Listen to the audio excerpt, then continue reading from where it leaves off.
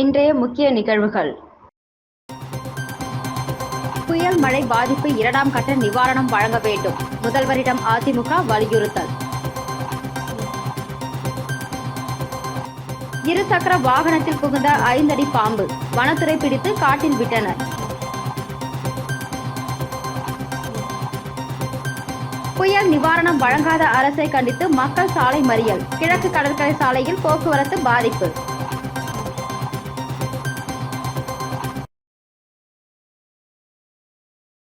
புதுச்சேரியில் பெஞ்சல் புயலால் அனைத்து தரப்பு மக்களும் கடுமையாக பாதிக்கப்பட்டுள்ளதால் 2ஆம் கட்ட நிவாரணம் அறிவிக்க வேண்டுமென அதிமுக மாநில செயலாளர் அன்பழகன் முதலமைச்சர் ரங்கசாமியை சந்தித்து மனு அளித்தார்.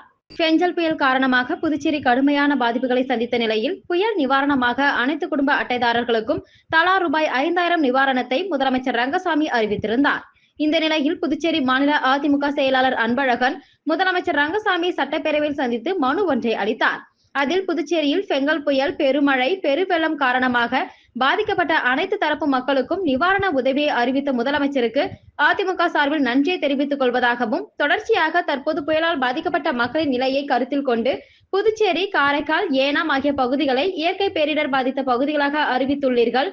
மாநில பேரிடர் மேலாண்மை அமைப்பிற்கு தலைவரான தாங்கள் பேரிடர் மேலாண்மை சட்டத்தின்படி எதிர்வரும் 2025 ஜூன் 30 வரை மக்களுக்கு உரிய சலுகைகளை அறிவிக்க வேண்டும் என என்றும், குறிப்பாக பயிர்க்கடன் தள்ளுபடி, தொழில் வரி தள்ளுபடி, சொத்து வரி தள்ளுபடி, குப்பை வரி தள்ளுபடி, வீட்டு வரி தள்ளுபடி, நில வரி தள்ளுபடி, மின்கட்டண வரி தள்ளுபடி, கலால் வரி தள்ளுபடி, வணிக வரி தள்ளுபடி, கூட்டுறவு சங்க கடன்கள் தள்ளுபடி, மீனவர் கடன் தள்ளுபடி, ஆதி திராவிடர் கடன் தள்ளுபடி, சிறு குறு தொழில் புரிவோர் கடன் தள்ளுபடி, நடைபாதை வியாபாரிகள் வங்கி கடன் தள்ளுபடி, தனியார் பள்ளி கல்வி கட்டண தள்ளுபடி, சுய உதவி குழு கடன் தள்ளுபடி உள்ளிட்ட அனைத்து தரப்பிற்கும் இயற்கை பேரிடர் மேலாண்மை சட்டத்தின் கீழ் அனைத்து வரிகள் கடன்களை மாநில முதலமைச்சர் ரத்து செய்து அறிவிக்க வேண்டும் என்றும், ஏற்கனவே புயல் நிவாரண அறிவிப்பில் மழைநீர் முழுமையாக உட்புகுந்து பாதிக்கப்பட்ட வீடுகளுக்கு நிவாரண இழப்பீடு தொகை அறிவிக்கப்படவில்லை. குறிப்பாக உப்பளம், காமராஜர் நகர், வில்லியனூர், பாகூர், நெட்டப்பாக்கம், மண்ணாடிப்பட்டு, ஏம்பலம், மணவெளி, மங்கலம், உழவர்கரை, உருளையன்பேட்டை உள்ளிட்ட அனைத்து தொகுதிகளிலும் உள்ள அனைத்து வீடுகளும் பாதிக்கப்பட்டன. அவ்வாறு மழைநீர் உட்புகுந்து மிகுந்த சேதாரம் அடைந்துள்ள அனைத்து வீடுகளுக்கும் கூடுதல் நிவாரணத்தை முதலமைச்சர் 2ஆம் கட்ட நிவாரண அறிவிப்பில் அறிவிக்க வேண்டும். அதேபோன்று சேதமடைந்த படகுக்கு ரூபாய் 10,000 இழப்பீட்டு தொகை அறிவிக்கப்பட்டது. அதை மாற்றம் செய்து பதிவு செய்யப்பட்ட ஒவ்வொரு படகுக்கும் படகின் விலை தகுதிக்கேற்றாற்போல் இழப்பீடு தொகை அனைத்து படகிற்கும் அறிவிக்க வேண்டும். விவசாய விளைநிலங்களில் பயிரிடப்பட்ட நெற்பயிர், கரும்பு, மணிலா, சவுக்கு, வெற்றிலை, வாழை, பயிர் வகைகள் உள்ளிட்ட பயிரிடப்பட்ட பயிர்களுக்கு ஏற்றாற்போல் தனித்தனியாக இழப்பீடு தொகையை அறிவிக்க வேண்டும் என மனுவில் குறிப்பிட்டுள்ளார்.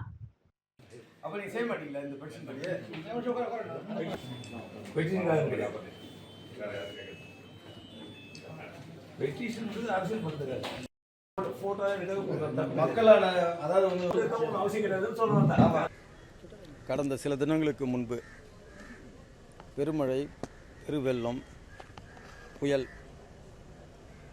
இது சம்பந்தமாக மாண்பு முதலமைச்சர் அவர்கள் அனைத்து தரப்பு மக்களுக்கும் ஒரு சில நிவாரண உதவிகளை அறிவித்தார். அதன் தொடர்ச்சியாக இப்பொழுது புதுச்சேரி மாநிலம் பேரிடர் இயற்கை அதாவது புயல் பாதித்த மாநிலமாக டிக்ளேர் பண்ணுகிறார். அப்போ அந்த பேரிடர் மேலாண்மை சட்டம் 2005 படி எப்போ ஒரு மாநில அரசு அந்த சட்டத்தை அமுல்படுத்தி இருக்குதோ அந்த சட்டத்துக்கு அந்த பேரிடர் மேலாண்மை வாரியத்துக்கு தலைவர் முதலமைச்சர் தான், சேர்மன். அந்த அடிப்படையில் அவர் மக்களுக்கு சொல்ல வேண்டிய திட்டங்கள் குறித்து அதிமுக சார்பில் ஒரு மனு கொடுத்துக்கிறோம். புதுச்சேரியில் இருசக்கர வாகனத்திற்குள் 5 அடி பாம்பு ஒன்று இருசக்கர வாகனத்திற்குள் புகுந்த சிசிடிவி காட்சிகள் வெளியாகி உள்ளது. மேலும் அந்த பாம்பை வனத்துறை ஊழியர் லாவகமாக பிடித்து வனத்துறைக்கு எடுத்து சென்றார். புதுச்சேரி தமிழ்தாய் நகரை சேர்ந்தவர் தாமரை புகழேந்தி, ஓய்வு பெற்ற பொதுப்பணித்துறை ஊழியர். இவரது மகள் பரிமளம் என்கிற ஐஸ்வர்யா உள்ளூர் தொலைக்காட்சி ஒன்றில் செய்தி வாசிப்பாளராக உள்ளார். அவர் வேலைக்கு செல்வதற்காக தனது பஜாஜ் பிளஸர் இருசக்கர வாகனத்தின் பெட்டியை திறந்து தனது பொருட்களை வைக்க முற்பட்ட போது அதில் பாம்பு இருப்பதை கண்டு அதிர்ச்சி அடைந்தவர் இது குறித்து வனத்துறைக்கு அளித்த தகவலின் பேரில் சம்பவ இடத்திற்கு வந்த வனத்துறை ஊழியர் கண்ணதாசன் இருசக்கர வாகன பெட்டியில் இருந்த 5 அடி நல்ல பாம்பை லாவகமாக பிடித்து வனத்துறைக்கு எடுத்து சென்றார். மேலும் பாம்பு ஊர்ந்து சென்று இருசக்கர வாகனத்தில் புகுந்த சிசிடிவி காட்சிகள் வெளியாகி உள்ளது.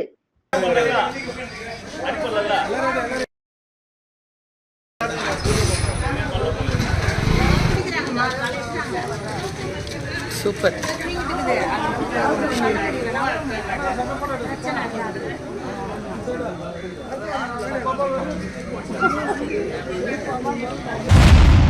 மழை நிவாரணம் மற்றும் நிவாரணப் பொருட்கள் வழங்காத தமிழக அரசை கண்டித்து விழுப்புரம் மாவட்டம் கோட்டக்குப்பம் பகுதியைச் சேர்ந்த 200க்கும் மேற்பட்ட மக்கள் கிழக்கு கடற்கரை சாலையில் சாலை மறியல் போராட்டத்தில் ஈடுபட்டனர். இதனால் சுமார் 1 மணி நேரத்திற்கு மேலாக போக்குவரத்து பாதிப்பு ஏற்பட்டது. கடந்த 30ஆம் தேதியன்று பெஞ்சல் புயலானது புதுச்சேரி அருகே கரையை கடந்தது. அப்போது புதுச்சேரி மற்றும் அருகே உள்ள தமிழக பகுதிகளில் கனமழை பெய்ததால் இரு மாநிலங்களிலும் பாதிப்புகள் ஏற்பட்டது. இதனால் தமிழக அரசு பாதிப்படைந்த பகுதிகளில் உள்ள அட்டைதாரர்களுக்கு ரூபாய் 2000 உதவித்தொகையும் நிவாரணப் பொருட்களாக 5 கிலோ அரிசி 1 கிலோ துவரம் பருப்பும் அறிவித்தது. இந்த நிலையில் புதுச்சேரி அடுத்த தமிழக பகுதியான விழுப்புரம் மாவட்டத்தில் 27 வார்டுகள் கொண்ட கோட்டக்குப்பம் நகராட்சி உள்ளது. இதில் 16 வார்டுகளுக்கு நிவாரணம் வழங்கப்பட்டுள்ளதாகவும் மற்ற 11 வார்டுகளுக்கு நிவாரணம் வழங்கவில்லை என கூறப்படுகிறது. இதனிடையே 2500 குடும்பங்கள் கொண்ட 10 மற்றும் 11ஆம் வார்டில் ஏற்பட்ட பாதிப்புகளை எந்த அதிகாரியும் இதுவரை கணக்கெடுப்பு நடத்தாமல் தங்களுக்கு நிவாரணத் தொகை மற்றும் நிவாரணப் பொருட்கள் வழங்காத தமிழக அரசை கண்டித்து 200க்கும் மேற்பட்ட பொதுமக்கள் கோட்டக்குப்பம் கிழக்கு கடற்கரை சாலையில் சாலை மறியல் போராட்டத்தில் ஈடுபட்டனர். அப்போது அங்கு வந்த கோட்டக்குப்பம் சரக டிஎஸ்பி சுனில் சாலை மறியலில் ஈடுபட்டவர்களிடம் பேச்சுவார்த்தை நடத்தி அவர்களை கலைய செய்தார். சுமார் 1 மணி நேரத்திற்கு மேலாக கிழக்கு கடற்கரை சாலையில் நடைபெற்ற இந்த சாலை மறியல் போராட்டம் காரணமாக புதுச்சேரி சென்னை செல்லும் வாகனங்கள், பள்ளி கல்லூரி செல்லும் மாணவர்கள், வேலைக்கு செல்பவர்கள் போக்குவரத்து நெரிசலில் சிக்கி கடும் பாதிப்படைந்தனர்.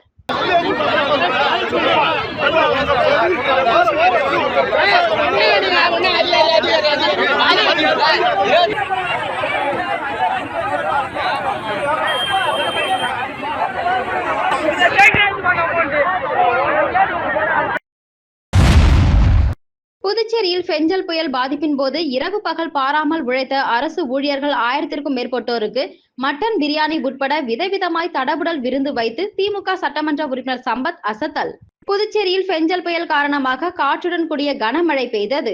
ஒரே நாளில் 48.45 சென்டிமீட்டர் மழை பதிவாகி புதுச்சேரி முழுவதும் வெள்ளக்காடாக மாறியது. அனைத்து பகுதிகளிலும் வெள்ள நீர் சூழ்ந்தது. மேலும் வீடுகளுக்குள் மழைநீர் புகுந்து மக்கள் வீட்டை விட்டு வெளியே வர முடியாத நிலை ஏற்பட்டது.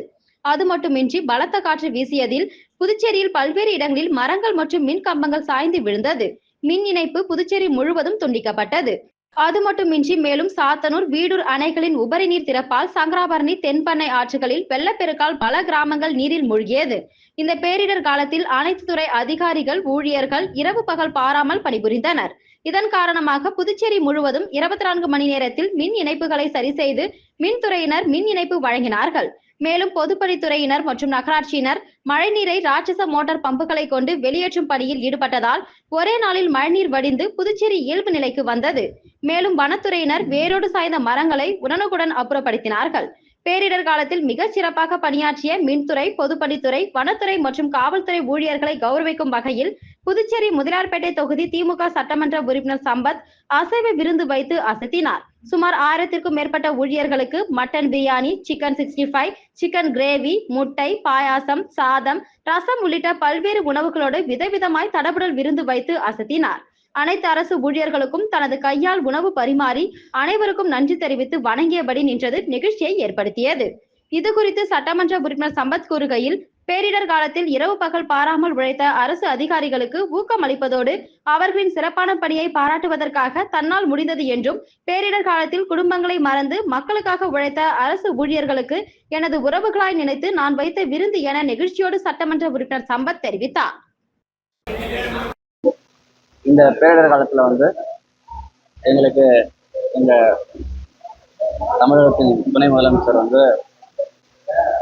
இந்த மாதிரி ஒரு காலகட்டம் வரும்போது மக்கள் கூடயே நம்ம இருக்கணுன்ற ஒரு கட்டளை எங்களுக்கு எடுத்திருந்தாங்க. துணை முதலமைச்சரோட கட்டளை ஏற்று நாங்கள் இந்த பேரிடர் காலத்தை மக்களோட பணியாற்றிட்டு இருக்கும்போது எங்களுக்கு உறுதுணையாக என் தொகுதியில் முதலாளிப்பட்ட தொகுதியை பொறுத்த வரைக்கும் முதல்ல எங்கள் தொகுதிக்கு கரண்ட் கொடுத்தாங்க. அதே மாதிரி இவ்வளோ பெரிய 50 சென்டிமீட்டர் மழையில் எங்கள் தொகுதியில் கொஞ்சம் கூட தண்ணி பெருசாக ஸ்டாக்னேஷன் எதுவும் இல்லை. நாங்கள் கூட்ட குரலுக்கு ஓடோடி மக்கள் பணியாற்றிய பிடபிள்யூடி டிபார்ட்மெண்ட்டில் இருக்கக்கூடிய அனைத்து ஸ்டாஃபும், எலக்ட்ரிசிட்டி டிபார்ட்மெண்ட்டில் இருக்கக்கூடிய அனைத்து staff, police department, forest department, இவங்க எல்லாருக்கும் தோளோட தோல் நின்று மக்களை காப்பாற்றியதுக்காக ஒரு சின்ன ஒரு மரியாதையாக அவங்களுக்கு ஒரு லஞ்ச் அரேஞ்ச் பண்ணியிருக்கோம். அரசு ஆதரவுடன் அதானி குழுமம் முறைகேடுகளில் ஈடுபடுவதாக மத்திய அரசை கண்டித்து இந்திய கம்யூனிஸ்ட் கட்சியினர் கண்டன ஆர்ப்பாட்டத்தில் ஈடுபட்டனர். மணிப்பூரில் கடந்த 2023ஆம் ஆண்டு முதல் நடைபெற்று வரும் கலவரத்தை தடுத்து நிறுத்தவில்லை.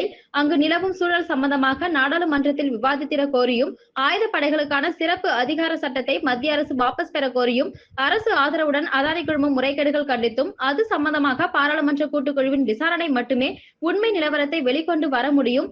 ஆனால் மத்திய அரசு அதை செய்ய மறுத்து வருவதாகவும், சமூக நீதி, பாதுகாப்பு, பொருளாதார வளர்ச்சி, அதிகாரப்பூர்வ நிறுவனங்களின் சுதந்திரமான செயல்பாடு, அமைதி, தேச ஒற்றுமை ஆகியவற்றிற்காகவும் பாஜகவின் தவறான கொள்கைகளுக்கு எதிராகவும் உலக மனித உரிமை தினத்தில் புதுச்சேரி இந்திய கம்யூனிஸ்ட் கட்சியை சேர்ந்த 100க்கும் மேற்பட்டோர் மறைமலை அடிகள் சாலையில் உள்ள சுதேசி பஞ்சாலை வாயிலில் மத்திய அரசுக்கு எதிராக கண்டன ஆர்ப்பாட்டத்தில் ஈடுபட்டு கோஷங்கள் எழுப்பினர். மத்தியில் ஆளும் மோடி அரசு தடுத்திடே தடுத்திடே. மணிப்பூரில் நடக்கின்ற ஓராண்டுக்கு மேலாக கலவரம் நடக்குது.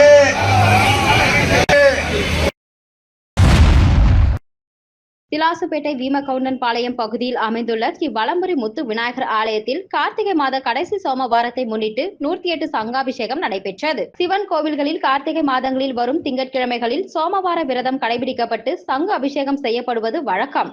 அதன்படி கடைசி சோமவாரமான நேற்று சிவன் கோவில்களில் சங்காபிஷேகம் நடைபெற்றது. அதன் ஒரு பகுதியாக புதுச்சேரி மாநிலம் திலாசுப்பேட்டை வீமகவுண்டன் பாளையம் பகுதியில் அமைந்துள்ள ஸ்ரீ வலம்புரி முத்து விநாயகர் ஆலயத்தில் கார்த்திகை மாத சோமவாரம் கடந்த 3 வார காலமாக நடைபெற்று வந்தது. இந்த நிலையில் 4வது வாரமாக நேற்று கார்த்திகை மாத கடைசி சோமவாரத்தையொட்டி 108 சங்கு பிரதிஷ்டை செய்யப்பட்டு கணபதி ஹோமம் நடைபெற்றது. தொடர்ந்து சுவாமிக்கு சங்குகளில் வைக்கப்பட்ட புனித நீரால் அபிஷேகம் நடைபெற்றது. இதனைத் தொடர்ந்து விழாவில் கலந்து கொண்ட பக்தர்கள் தங்களது பொற்கரங்களால் சுவாமிக்கு சங்காபிஷேகம் செய்தனர். பின்னர் சுவாமிக்கு சிறப்பு அலங்காரம் செய்யப்பட்டு தீபாராதனை காண்பிக்கப்பட்டது. இதில் திரளான பக்தர்கள் கலந்து கொண்டு சுவாமி தரிசனம் செய்தனர். நிகழ்ச்சியின் இறுதியில் விழாவில் கலந்து கொண்ட பக்தர்கள் அனைவருக்கும் பிரசாதம் வழங்கப்பட்டது. நிகழ்ச்சிக்கான ஏற்பாட்டினை ஆலய நிர்வாகத்தினர் மற்றும் ஊர் பொதுமக்கள் வெகு சிறப்பான முறையில் செய்திருந்தனர்.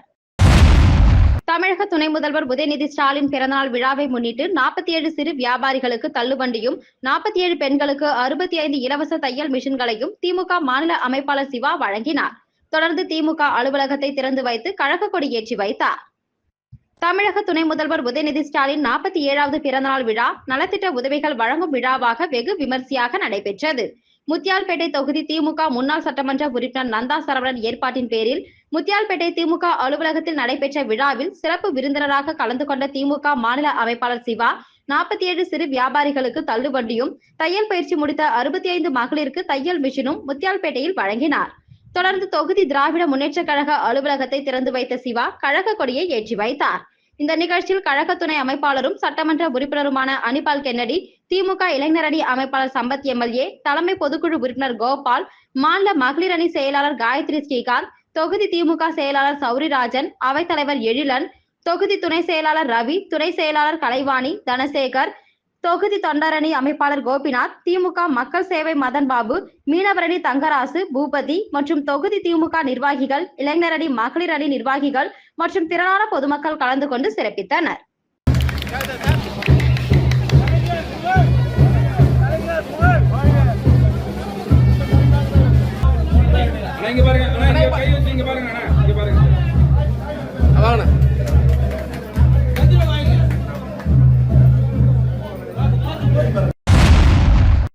புதுச்சேரி சின்ன சுப்ராய பிள்ளை வீதியில் அமைந்துள்ள அருள்மிகு அங்காள பரமேஸ்வரி அம்மன் ஆலயத்தில் மகா சண்டி ஹோமம் நடைபெற்றது.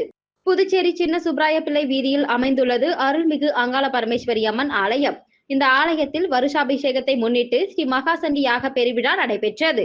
இதனை அடுத்து இன்று காலை விக்னேஸ்வர பூஜை, ஸ்ரீ சண்டி நவாரண பூஜை, மகா சண்டி ஹோமம் நடைபெற்று கன்னியா பூஜை, பிரம்மச்சாரி பூஜை, வடுக பூஜையுடன் மகா அபிஷேகம் நடைபெற்றது.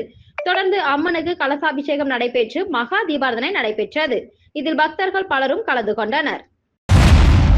கார்த்திகை சோமவாரத்தை முன்னிட்டு புதுச்சேரியில் உள்ள நந்திகேஸ்வரர் ஆலயத்தில் நடைபெற்ற 108 சங்காபிஷேகத்தில் திரளான பக்தர்கள் கலந்து கொண்டு சுவாமி தரிசனம் செய்தனர். கார்த்திகை மாதம் திங்கட்கிழமை சோமவாரமாக கடைபிடிக்கப்பட்டு வருகிறது. இதையொட்டி 4வது கார்த்திகை சோமவாரத்தை முன்னிட்டு புதுச்சேரி வெள்ளாள வீதியில் அமைந்துள்ள நந்திகேஸ்வரர் ஆலயத்தில் சித்தேஸ்வரருக்கு விபூதி, மஞ்சள், திரவிய பொடி, இளநீர், பஞ்சாமிர்தம், பால், தயிர், சந்தனம் உள்ளிட்ட பல வகையான அபிஷேக பொருட்களை கொண்டு சிறப்பு அபிஷேகம் நடைபெற்றது. தொடர்ந்து 108 சங்குகளில் புனித நீர் நிரப்பப்பட்டு சிவலிங்க வடிவில் சங்குகள் அடுக்கி வைக்கப்பட்டு சிறப்பு யாகம் நடைபெற்று மங்கள வாத்தியங்கள் முழங்க புனித நீரால் சித்தேஸ்வரருக்கு சிறப்பு அபிஷேகமும் அலங்காரமும் செய்யப்பட்டு மகா தீபாரதனை காண்பிக்கப்பட்டது. இதில் திரளான பக்தர்கள் பங்கேற்று சிவபெருமானை வழிபட்டு சென்றனர். மீண்டும் இன்றைய முக்கிய நிகழ்வுகள். புயல் மழை பாதிப்பு 2ஆம் கட்ட நிவாரணம் வழங்க வேண்டும், முதல்வரிடம் அதிமுக வலியுறுத்தல். இருசக்கர வாகனத்தில் புகுந்த 5 அடி பாம்பு, வனத்துறை பிடித்து காட்டில் விட்டனர். புயல் நிவாரணம் வழங்காத அரசை கண்டித்து மக்கள் சாலை மறியல், கிழக்கு கடற்கரை சாலையில் போக்குவரத்து பாதிப்பு.